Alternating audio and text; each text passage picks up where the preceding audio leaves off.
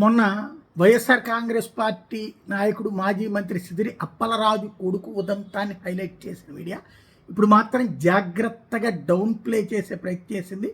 జనసేన రాజ్యసభ సభ్యుడు లింగమనేని రమేష్ కొడుకు లింగమనేని సంజూష్ మీద కేసు నమోదైంది.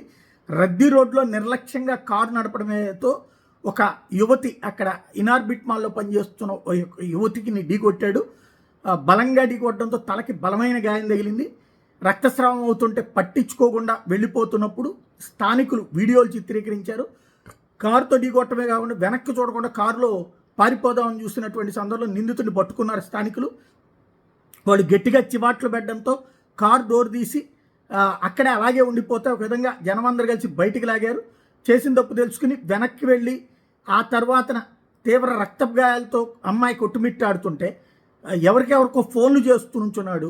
ఆసుపత్రికి తీసుకెళ్ళమని జనం మందలించడంతో ఆసుపత్రికి తీసుకెళ్ళాడు.